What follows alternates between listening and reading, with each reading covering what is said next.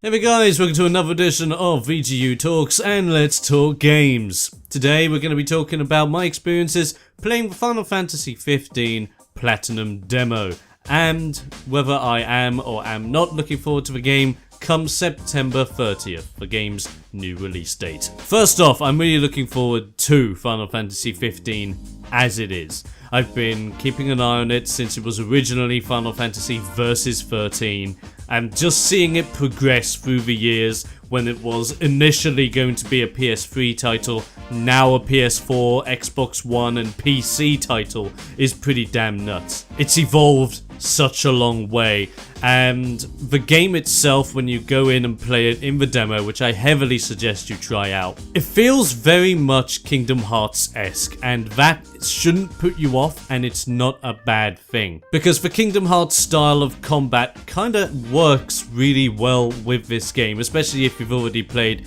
episode Duscae, because that was the demo that truly showed me that this gameplay does work within a Final Fantasy based universe and not just a Disney / Final Fantasy based universe. But as much as this demo was fun, you're running around with Carbuncle, you're pretty much just testing out the game. It's a glorified tech demo of what the mechanics of the game are going to be, which isn't a bad thing. It's actually really enjoyable because you just get to learn the mechanics and you get to see how intensive the game is with the day and night cycles, the weather changing systems, and how deep the combat can truly be in later stages. But that does not mean that the game is free from my concerns.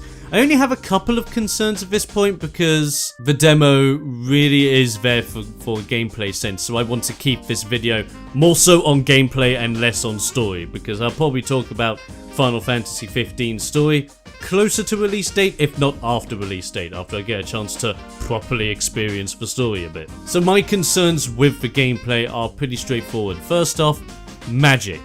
Magic is consumable in the game, and is not simply an ability you throw out at your opponent and that slowly or eventually consumes your mana bar.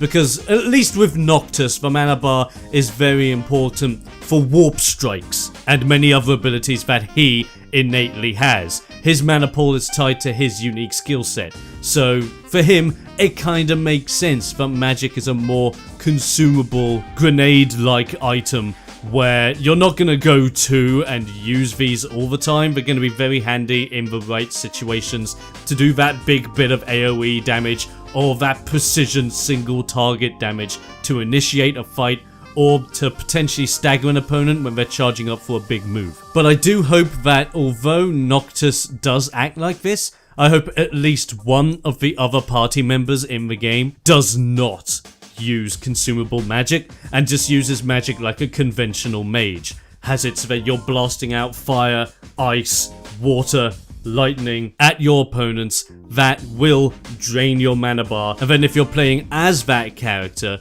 you can then resort to melee attacks to help build up that mana bar that little bit more so you can get back into the fight and start zapping again. That'll be pretty great if they were to do that, which I'm keeping my fingers crossed for, because at least with Noctis, it's a little bit pathetic. The fact that he has a mana pool, he can do all this other crazy stuff, and he can't throw a fireball? That might just be because of his character, and his character is focused around all the crystalline weapons that he can switch in and out of, which is the core mechanic of Noctis' gameplay, which makes sense. You want to put emphasis on that, and you want to make sure that you can perfect that if you are going to be playing as Noctis throughout the entire game. The other thing that did concern me about the demo was the combat itself. Although it's very Kingdom Hearts-esque, which works really well here, and I really like, biggest concern that I have about it is that it's going to be very clunky at times, at least in the early game. Like, especially if you only have one or two weapon variations, like you do in this one, but you only have 2 weapon variants, and that takes away from the experience a little bit in the demo, because it's this whole idea that Noctis has the power to use pretty much anything. A sword, a lance, a greatsword, a shield.